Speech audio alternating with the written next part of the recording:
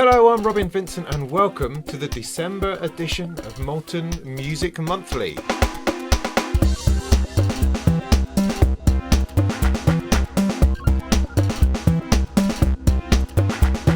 Yay, so it's Christmas, or it's nearly Christmas, or it's after Christmas, depending on when on earth it is I find the time to edit this thing down into some kind of video. But hello and merriness and happiness and jubilation and all those kind of celebratory, wintry sort of things. I'm filming this on the shortest day of the year, so I probably should just get on with stuff. But I will say, if you're hoping for my roundup of the year, or of the decade, or of the millennium so far, then no, I'm not going to do that now. I'm going to do that in my live stream. My live stream is going to be on Sunday the 29th of December. I'm going to close the year, almost. I mean, maybe we'll go on a 2-day bender.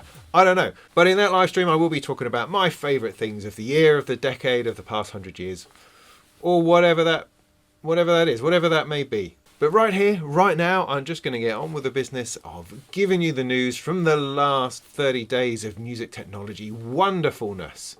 So what do we have coming up? Well, DNI Pro DOT does some dotty rhythms. Korg teases a Triton app and then sets up an imagination shop in Berlin, while Jean-Michel Jarre accidentally reveals that they might well be working on an ARP 2600. Tesseract Modular gets radioactive with some sweet step fadering. Synthetic beats the hell out of a drum computer. Klevgrand perfects everything. ImPerfect Synth pretends to be flawed. The Peeps Music Box is a stunningly beautiful handmade music easel. Pigments gets granular. Moog might well be releasing a Subsequent 25. DivKid will fill your rack with modulation, if you let him. Midiphy LoopA, or LoopA, does cool hardware sequencing, and so does a Torso Electronics T1. And I might have a fistful of free reverbs and effects for you for your Christmas enjoyment. But first, Behringer. That seems to be becoming a bit of a theme. But first, Behringer. Maybe I just need a section which is but first, Behringer. But the more I say but first, Behringer, the worse that sounds. But anyway, but first, Behringer. I did a video at the beginning of the month about the Behringer Eurorack case, which is over here, 104 HP Eurorack case. I haven't kind of got any further with it. I mean, I don't know about you, but my entire place is in chaos and disarray because I've got so much I'm trying to do and squeeze, and I don't have any time to put anything back together again. But anyway, I did a video on the case comparing it to the Moog case I've got over here, and it's garnered tens of thousands of views, which is very exciting. Hello out there, people watching my videos for the first time. That's very cool, and I thought the video was an interesting thing to talk about, and it's an interesting case. That's why I bought it, and I'm hoping it's going to fit in here, and I will be genuinely using it because I bought it myself for this purpose of racking up modular stuff. But anyway, within that video I made a couple of criticisms of the blandness of the case. Why didn't they do something more interesting? Why didn't they do something with some imagination and some pizzazz or some innovation in there somewhere? Do something a little bit exciting, or at the very least building a power supply. I mean, for heaven's sake, it just seems to be a bit of a boring, useful, cheap, but ultimately uninspiring case. And not 2 days later, Behringer reveal a completely huge, new and exciting, complete 2-tier Eurorack case.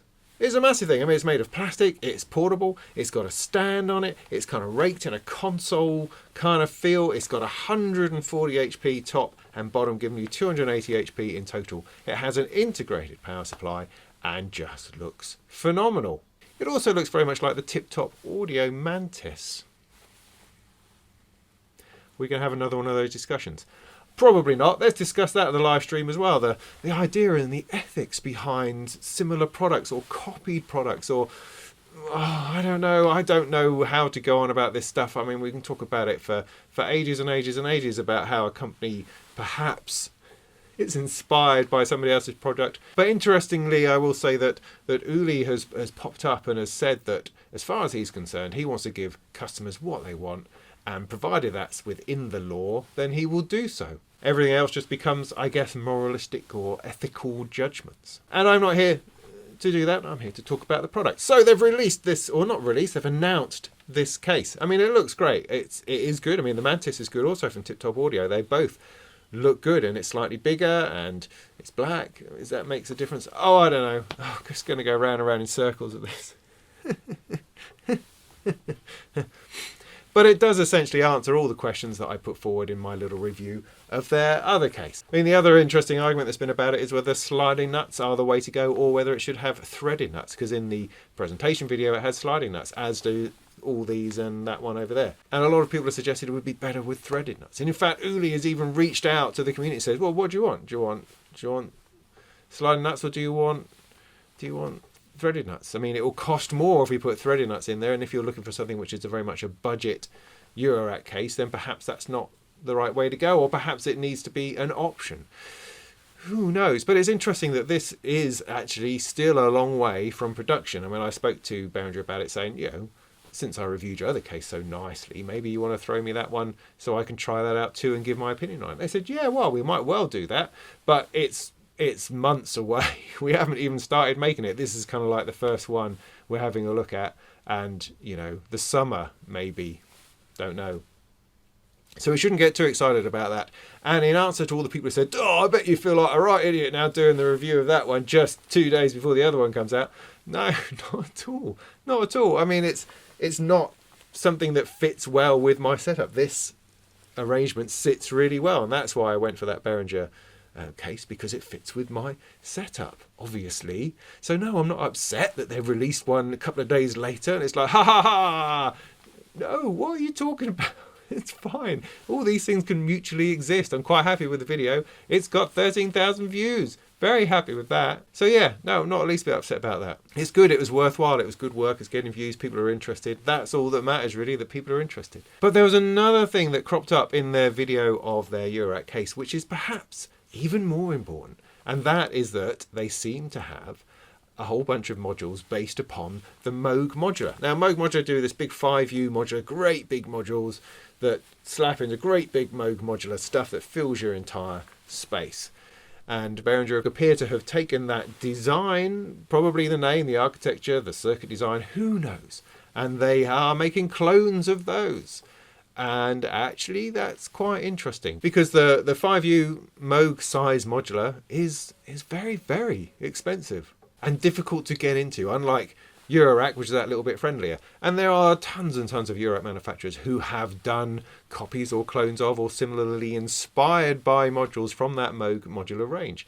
So Behringer are going to do their own, and they actually look really good. What they sound like, who knows? But they look quite nice. They've taken the view of the Moog modules as well, and are reflecting that through Eurorack. So it could be really interesting. And for my money, it certainly looks a lot better than the System 100 modules that they've kind of done renders of as well in the past. These look, dare I say, classy, which is great. The other thing is that Behringer have been saying, oh, we've got one more thing to reveal before the end of the year. Oh, really? What, another synth, we think? Can we cope with the idea of another synth? Is there a possibility of Behringer overload where we stop caring because there's so much of it?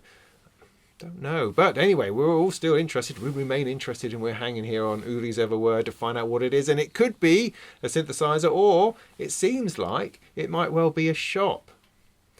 Which is a what? A shop. I mean, Behringer have kind of gone a little bit down different avenues, which of course they can. They manufacture all sorts of products. That's entirely up to them. But they've been asking questions like, would you like us to do a door? No, not really.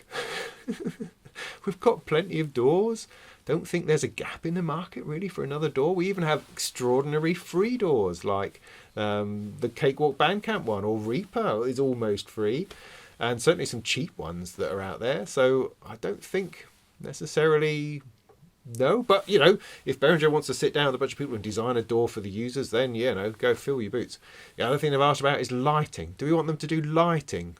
What's sort of lighting? I mean, lighting from my kitchen? Is that what we're talking about? Or are we talking about kind of a teenage engineering, kind of really cool, something side light? Or maybe it's a light that plugs into your rack. Who knows? You never know what's going on over there. And so this recent announcement that they, I think, are going to provide a place where you can buy and sell gear for free. So this, I assume, is Behringer taking on sort of eBay or Facebook Market, or probably something more like Reverb. I mean, reverb.com has been a place for selling used gear for a good long while. It's got a good reputation. It seems to do the job well. I've sold stuff through there with no problem at all. But it does cost you money to list and sell your gear. And so Behringer perhaps are coming in to undercut all of that with their own shop. Is that something they should be doing? I don't know. I've no idea. The mind boggles a bit, really. I mean, I guess eventually Behringer will just run everything. There'll be concert promotions, they'll be running venues, they'll be running your t-shirt merchandising. It'll be, who knows where that's going to go. So that could be the big reveal we've got at the end of the month. But who knows? And it's probably time to move on and see what it is that Behringer will bring us in the new year. Because there's bound to be stuff announced around NAMM, because that's what they like to do. They like to have an alternative NAMM party. So while everybody else has paid good money to be at the NAMM show, to have a stand and to show people all their new stuff for the new year, Behringer has a party just down the road with their own stuff, just doing their own thing. And so I imagine there's a whole bunch of stuff they've got held back for that show, and well, I'm looking forward to that. No end, I imagine, as I expect you are too. Right, the DNI Pro DOT is a very striking 3-channel rhythm generator. Loving the display. Obviously the name DOT comes from all the dots on this little display at the top of this Eurorack module. And they represent 3 channels of trigger sequencing, gate sequencing, whatever you want to call it, rhythm sequencing. And on that display you've got 3 columns. Each column represents a channel that's kicking out these rhythms, and you can program those in either manually, or you can start throwing in a little bit of randomization and generation to create awesome rhythms. It has a Euclidean mode that you just pop a button and turn a knob, and it increases in complexity and then decreases in complexity, and off you go. You can ratchet stuff about, you can swing all over the place, you can mute in and out. It's really interesting. I mean, I love the fact that it's a really neat, small thing. The display means that you can see what rhythms each channel is generating, so you don't get lost in just the stuff that's being pumped through your system. And it could be an awesome way, a small, compact way of generating some rhythms, and either running a percussion bunch of modules, or running the gating on a sequencer, or any other bit of rhythmic stuff that you need going on in your system. You can also link them behind the scenes to create kind of a field of trigger sequencers, which also very much appeals in that you could get one, stick it in your rack, and then as your rack grows and your needs grow, plug another one in, link it up, sync them together, more stuff going on. Yeah, really interesting, really interesting. So Korg put out this little video saying, we're going to recreate a legend. I'm stroking my beard going, what are they going to do? I mean, everybody's crying for things like the Monopoly and other bits of old Korg gear. Says, oh, maybe they're going to do something. Maybe.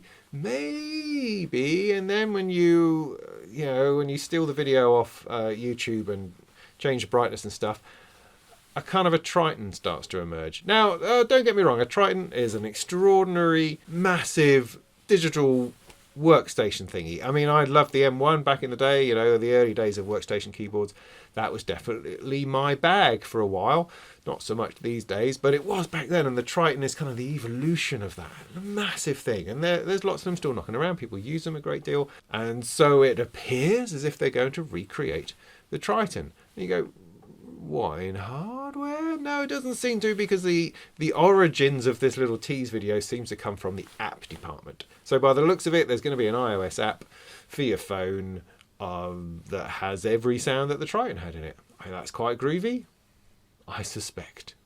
But in some ways, perhaps that's a distraction from other things that are going on. Korg have just set up something in Berlin called Korg Germany, would you believe? And it's headed up by Tatsuya Takahashi. And he's the Korg engineer behind such famous things as the entire Volca series or the Minilog. He also worked on the MS-20, their reissue of that. And he's definitely regarded as one of the top Korg engineers who's kind of taken on a little bit of individual artistic, creative and almost rock star-esque kind of status within the synthesizer community, and anything that he does is followed pretty intensely. But he also manages to do stuff which is just interesting. He does cool things with cool people, and this seems to be the latest gambit, which is to set up a studio within the creative realms of Berlin and start making interesting things that matter, they say, things that count. He's teamed up with a guy called Maximilian Rest, who is the brainchild behind a really weird and interesting Eurorack module called the Polygogo that we saw, I think, back around Superbooth, which I think at the moment is actually getting close to completion. But anyway, they've got an office, they're now hiring people, they want people to come and work with them to run the office, fetch the tea, but also to be engineers and software developers, and the plan is just to build awesome things. I mean, that's got to be a great job, hasn't it? Go on, build really cool stuff.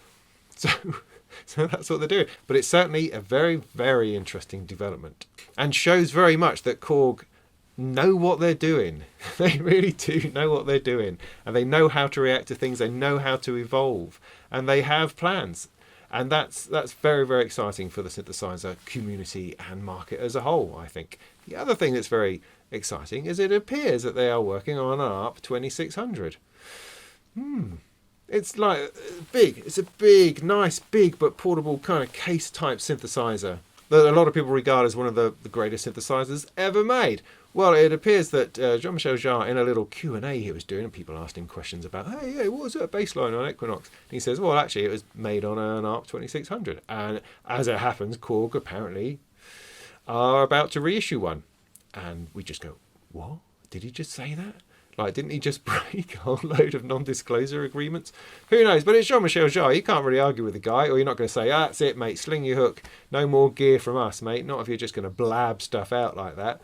But that's very, very interesting. Because we also know that Behringer are working on a 2600 as well. So, interesting times. We already have this clash between the Korg ARP Odyssey and the Behringer one. Interesting. But as far as we understand it, with Korg, they are actually working with people who designed the original in order to make it as authentic and awesome as possible. Behringer not doing that as such, not to my knowledge anyway, but I imagine the Behringer one will probably be cheaper. But it's fabulous that we would have the reissue of something which is perhaps more authentic, and it gives us a choice. It gives us a choice. Competition is important, and hopefully at least what I hope is kind of happening is that Korg are not trying to react to Behringer. They are just being encouraged to continue developing and doing interesting things. And if the pricing structure of Behringer helps bring the price down on other products, that can be good. Can be good for us as users. Don't know if it's great for the industry, but it could be good for us. It's certainly going to give Korg pause for thought when they're deciding on the prices of their bits and pieces. But ultimately, if we have two companies working on really cool old vintage bits of gear that could potentially be within reach of normal people, all those things are awesome. Love it. Tesseract Modular have squeezed out a couple of Eurorack modules recently. Two of them are sort of big, chunky ones. One of them is called the Sweet 16. It's got 16 faders on it and is essentially a MIDI to CV converter, or a MIDI controller. A MIDI controller. So these are 16 MIDI sliders, is what it is. It's based on the 16N Fader Bank, the open source project of MIDI control into CV, and just gives you 16 faders of which you can just route that stuff wherever you like, in either direction. And it's like giving you a central modulation place where you can play with various things. You patch it into all sorts of things all over your rack, and then you've got a single place that you can then control them.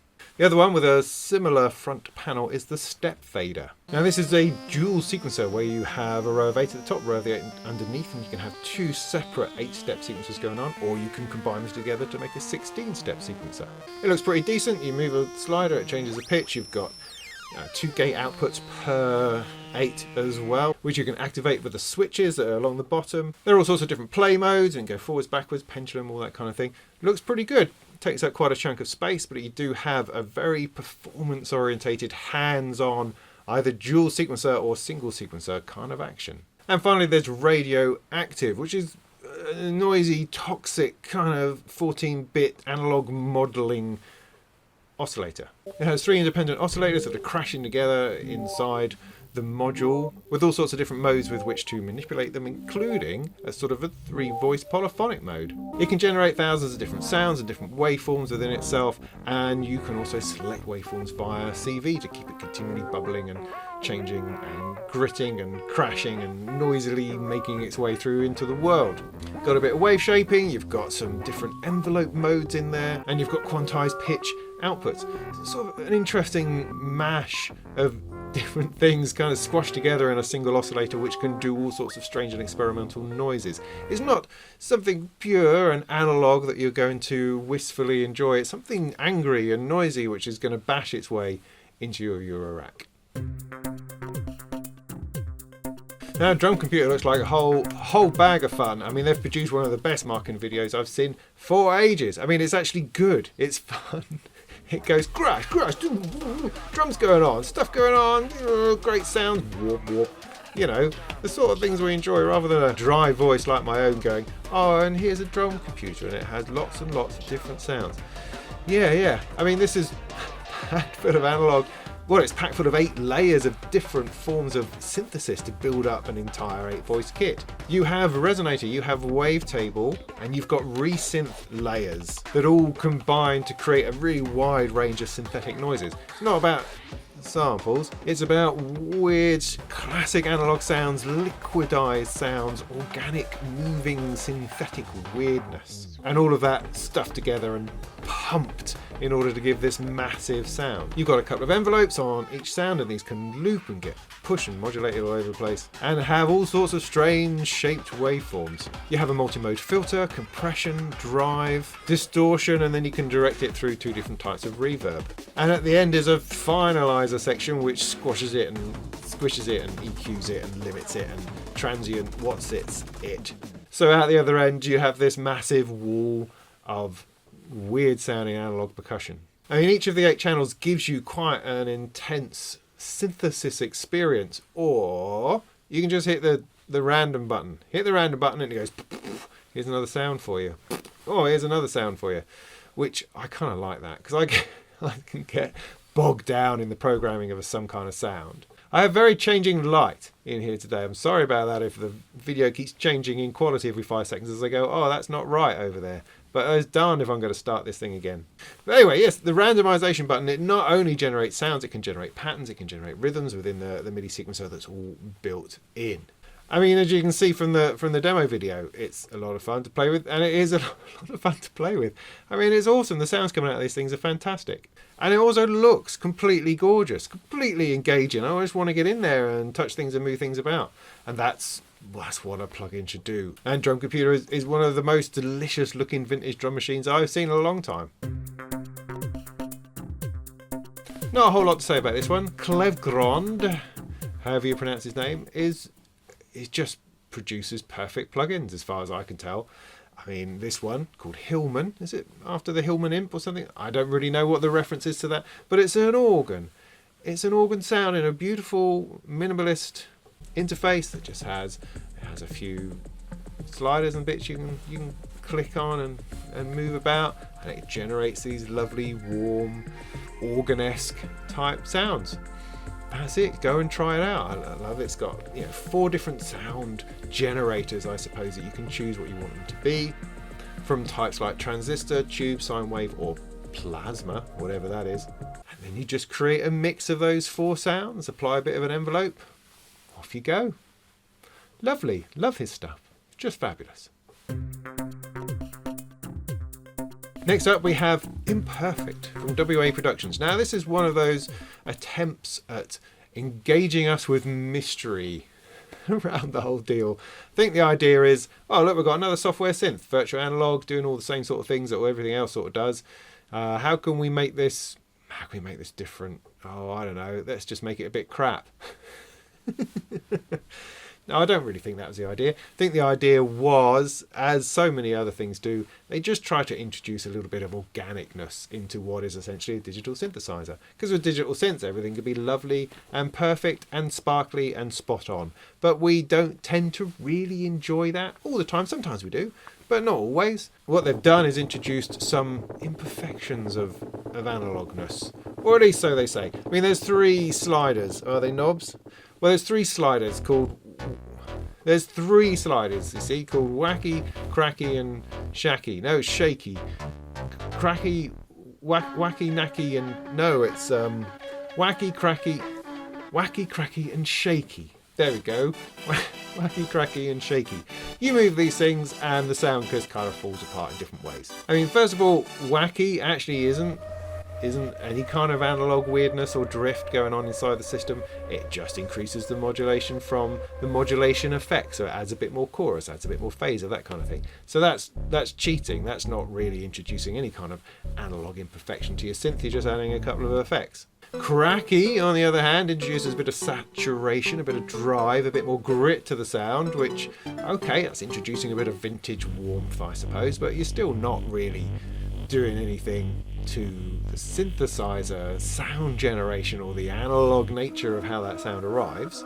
So finally we have shaky, and that starts messing about with the tuning of the oscillators. That's more like it. Now that is analog imperfection and drift going on right there. So that starts detuning things and moving them about slightly, and that's great. I think a lot of virtual analog synthesizers do that sort of thing and introduce those sorts of elements in order to give it a bit more of an organic analog feel, and that's cool. And this is another synth which has done that. Otherwise, it looks alright. Nice big massive waveform display. It's got a pair of XY controllers, which I'm not sure why, because when using a mouse you can only ever really do one thing at a time. So perhaps it's for touchscreens. Maybe. But at any rate, it comes with a gazillion new sounds and is a lot of fun to play with, as these sort of synthesizers are, and I certainly applaud them for really trying to make it something interesting and vintagey and more analog feeling to it. This is the Peeps Music Box, which is a model, if you like, a handmade, handcrafted, ultimately digital representation of the Buchla music easel. But it's put together in a really lovely little box. There's some lovely little faders and a lovely little touch keyboard. It's made by a guy who calls himself by a range of letters and numbers. And he's done other stuff as well. He built this really nice looking, classic analog, upright, that kind of shaped synthesizer, which I think he called the Peeps as well. I don't know. Maybe he's a fan of Harry Enfield. Who knows? But he's been developing microprocessor teensy based software which modules these sounds, and he's able to use his awesome handmade skills to produce a wonderful interface for that, to give you some kind of real control and to mimic the idea of what those synthesizers are doing. So it's great. I mean, it doesn't have all the controls of the music easel, but it has the ones that you're probably going to be using, the ones you're probably going to need, and it has a sound which approximates that idea. It's not designed to be a replica, it's designed to give people a flavour of that West Coast way of working, which is really cool, and it looks great. And with this one, he might actually sell some. I mean, he makes them by hand, it takes a load of time, so with the previous ones that he's done, it's kind of like, well, no, I made one and that's fine, thanks very much. But this time around, he may well, he's saying, in about April time, he might try to make some available.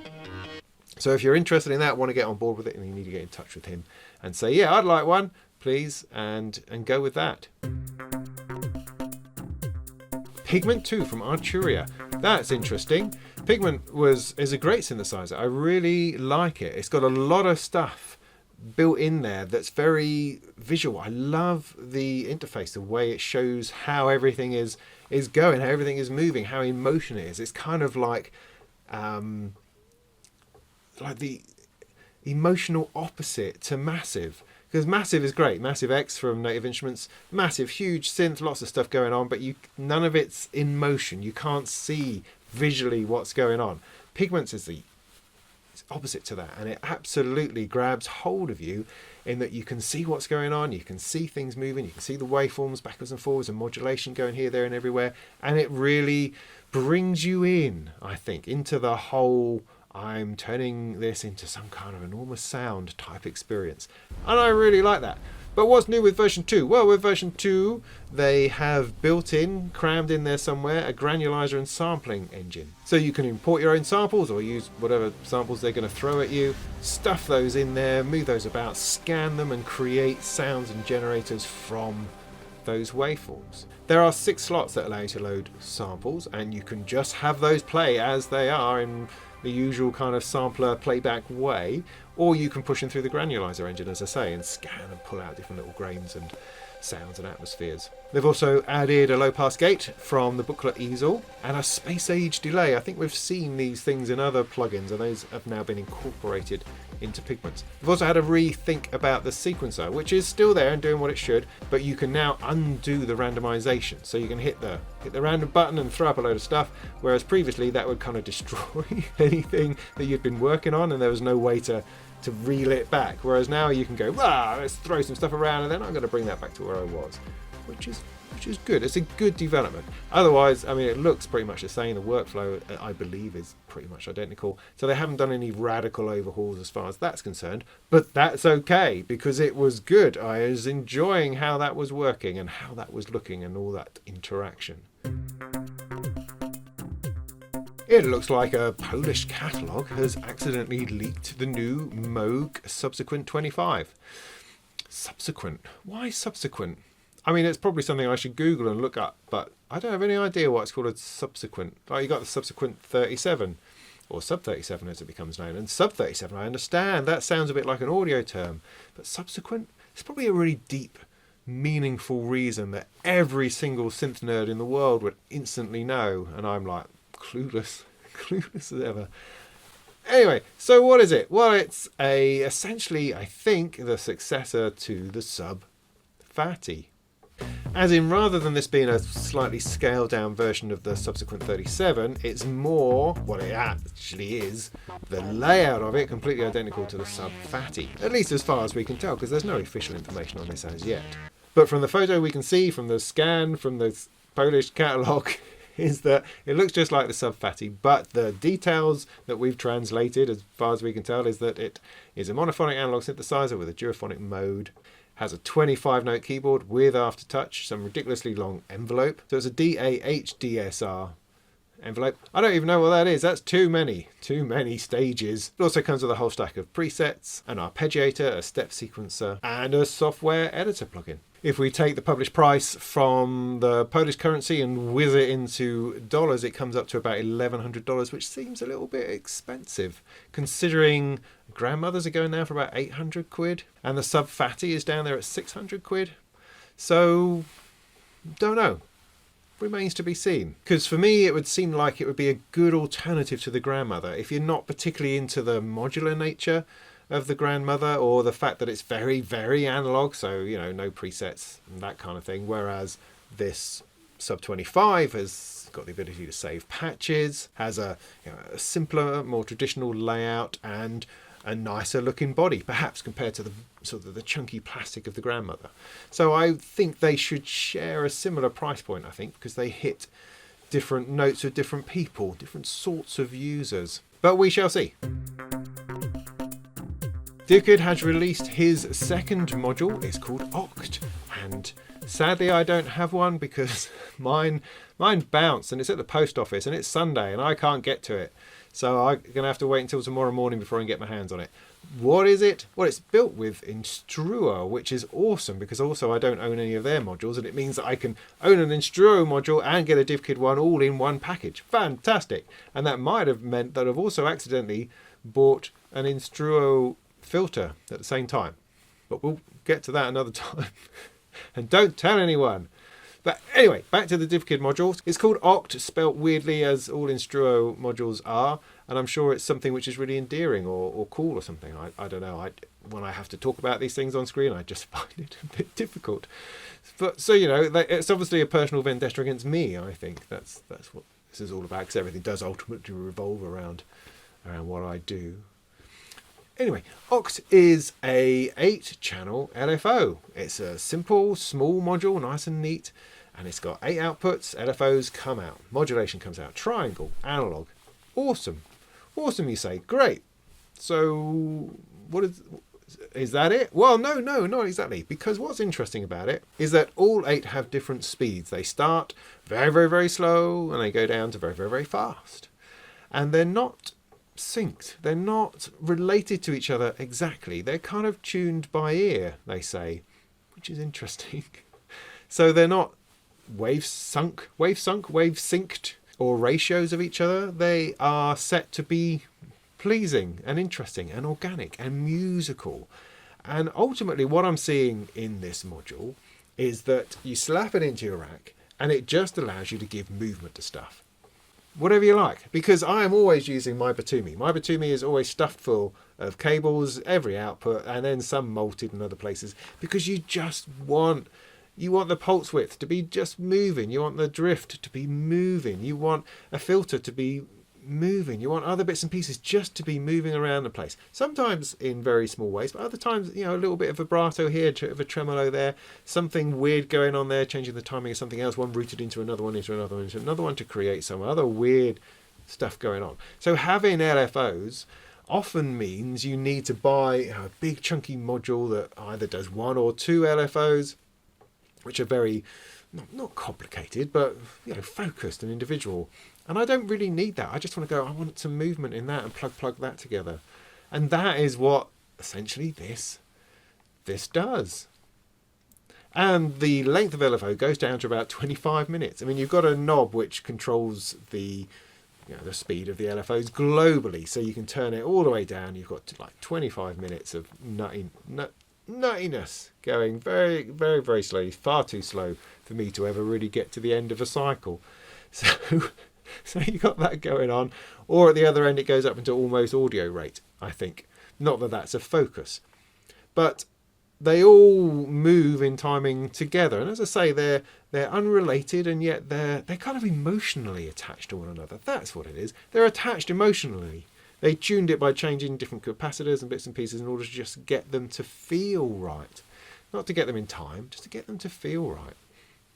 That's brilliant. I mean, I think probably what you're going to need to put next to them is 8 trims, just to, you know, to turn them down, so you've not got something that's going big all the time. Perhaps you need attenuators. Maybe that's what you need. It does also have a CV input, so it can essentially freeze the waveform or track and hold. So, you know, tracks it, holds it while a gate's in place, and then releases it. Or if you put in something a bit faster, it then starts to wave shape and do interesting things like that. Oh, simple, effective. It's the sort of thing you can plug into your rack and use all the time, have constantly in use. And you don't have to think about it. I'm not trying to set some kind of timing. I'm not trying to sync it to something else. You're just putting movement through your rack. And I really, really like that. So this is the second awesome module from DivKid. The first one, the mutes, was also brilliant. I use it all the time. It's stuck in a thing over there somewhere that I put it next to a mixer at the moment to mute things in and out very quickly, very easily. Extraordinarily useful. And that's what he's brilliant at, because I mean, DivKid is so experienced in modular and different modules and putting stuff in out and talking about a lot of different stuff, rather than just, you know, developing his own music or his own style of way of using things. He's using other people's stuff in different ways, trying to work out how everything works well together. And he's uniquely placed to be able to see gaps and see how to simplify various processes. So I hope he keeps making them, because I'm sure there's more great ideas out there. I mean, for instance, my idea to reflect back would be, what he needs is like a sample and hold or a randomization version of this. I want something that's just got 8 randomization outputs, and if they were related to each other in some form, that might be interesting. But in the meantime, this is great. This is great. Go with what you're thinking of. The Midiphy LoopA. Are we calling it LoopA, do we think? That seems more, rather than LoopA, but that's how it's spelt. But let's go for LoopA, shall we? What is it? It's a DIY hardware multi-channel sequencer, a MIDI sequencer. Comes as a DIY kit. There's a bit of soldering involved. There's also a bit of purchasing of components involved. And the idea is that it can hold up to 36 MIDI clips, which you then sequence and pattern together and fire out of the 3 MIDI outputs or USB output on the back. You can scroll and browse through the clips and launch them as you will. You can edit them on the fly, zoom in, stretch, transpose, all those sorts of things with the little button interface on the front.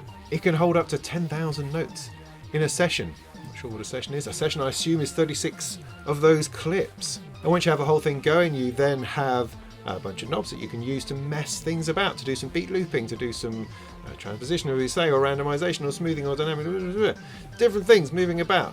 Weird things like scrubbing the sequence, which sounds interesting, or time scratching, or as another knob for launching another 6 clips, because you see 6 clips at a time on the little screen, and you've kind of got 6 channels of stuff. As I say, it has 3 physical MIDI outputs on the back for routing stuff out, but you can also route another 3 over USB. Because that's definitely the thing with hardware sequencers at the moment. We don't really want a single MIDI output on stuff anymore, because the MIDI stuff we have is grown. Bits of MIDI hardware all over the place. I mean, there must be a revitalised market for MIDI through boxes and splitters and all that kind of rigmarole in trying to get everything connected together. How do we do it? How do we sync all these things? Well, you need multiple MIDI outputs on stuff. And that then allows us to start sequencing all our stuff together. This is a great little box. It's only a small thing. You have to put a bit of it together yourself, but it has this wonderfully nice looking little screen on the front that's showing you your clips and your MIDI bits and pieces, and you just launch through, move, change, transpose, randomize, slow down, zoom in, all that kind of thing on the fly. It's very manipulable. It's very much getting your hands in there and messing about with it, which is very interesting indeed. It's like as far away from working on a DAW as you could possibly imagine. And that's what's exciting about hardware. I mean, DAWs are fine. I love DAWs. Don't get me wrong. I love a little bit of sequencing in a DAW. That's fine. But there's something about hardware and the limitations of the interface and what you can see and what's going on that pushes you into making more interesting creative decisions, I think, often.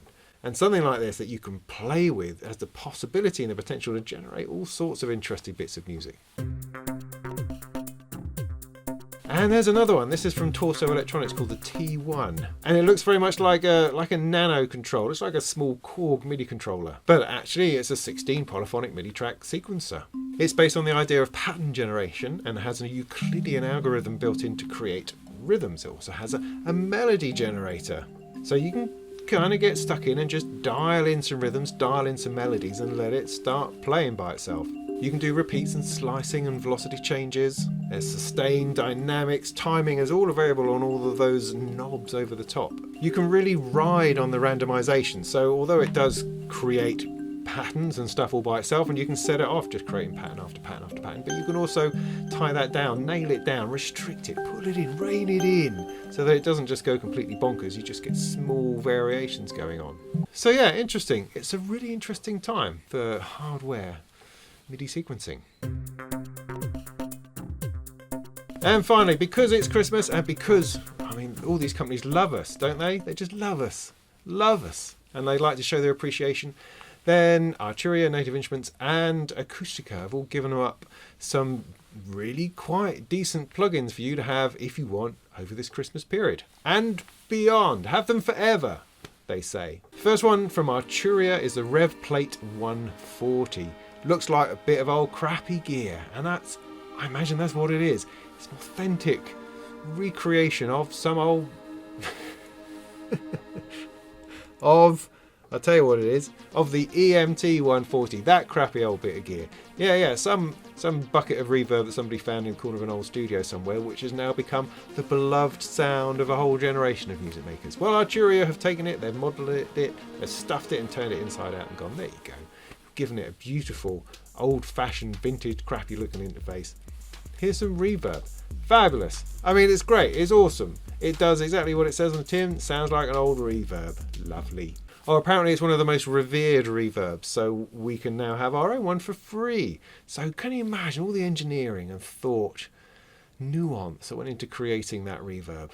Wow. You know, the years of experience and engineering, countless hours of tweaking and adjusting, and then the way that engineers have used it over the years. You know, they've poured their knowledge and gained knowledge back from the use of this extraordinary piece of equipment and have bent it to their own wills, into musical spaces that never before have been found. And then here you go. Here's it for free. Have it for free. It's yours. Take it for free. For nothing. I'm just teasing. The other reverb is called the Rayum, I think, from Native Instruments. This is very much a modern thing. Looks very different. Doesn't look like a crappy old bit of vintage gear. This looks like something in the wonderful colour of orange. It looks like a reverb, a regular reverb, like what you got with the normal sort of, I don't know, space, time, those kinds of controls all over it. But it has some interesting quirks.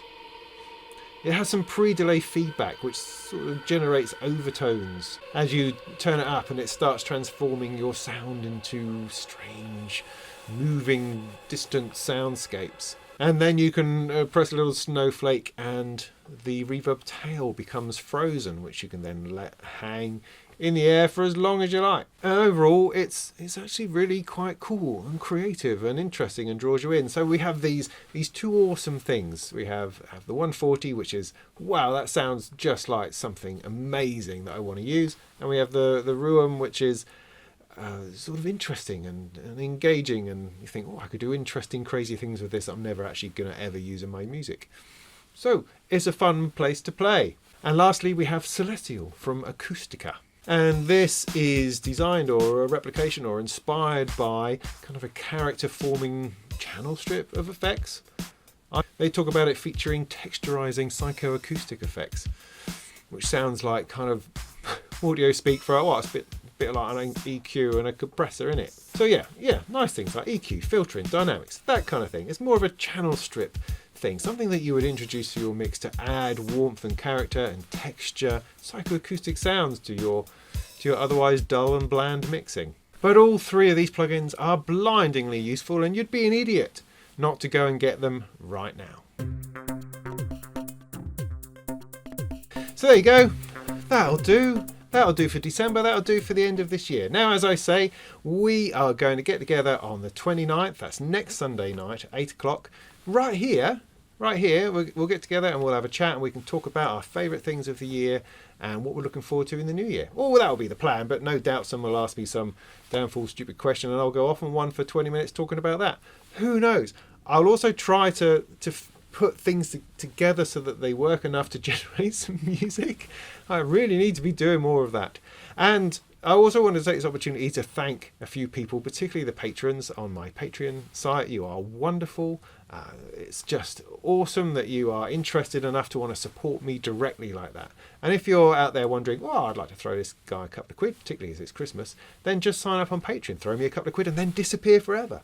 That's fine. Or stay with me, throw me a quid a month. You know, spread it out over the year to make me feel more engaged and more encouraged to do more and more stuff. Now, I appreciate that this month has been light on videos, very, very light on videos, and I am sorely frustrated and sorry about that.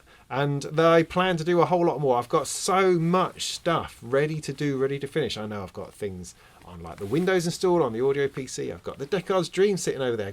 I've got the main board like half built.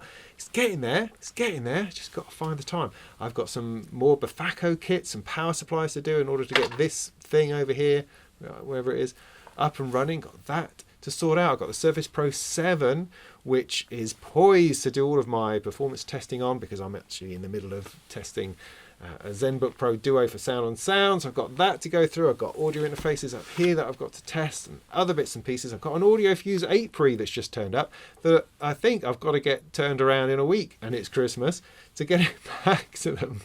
So I'm going to have a very quick look at that, see if I can do a video. So many things bubbling away to get done. It's just this month I've been completely snowed on writing real jobs type stuff. And I am sorry about that, but there's a lot more to come. So thank you very much for watching and joining me for this year, and I hope to see you next Sunday night, 8 o'clock, 29th. Let's pause before we hit the new year and just take stock and see what the heck is going on, and let's make some music together. That would be awesome. Otherwise, I've got to do a bit of practicing for a carol service, which is happening later on tonight, and I hope that you have yourself a very, very Merry Christmas. And when you're full of mince pies and port and beer, I would recommend just taking a moment, stepping outside, away from the family. Just say, oh, you're going to watch Strictly? Great. I'm just going to go over here and I'm going to make some more tunes.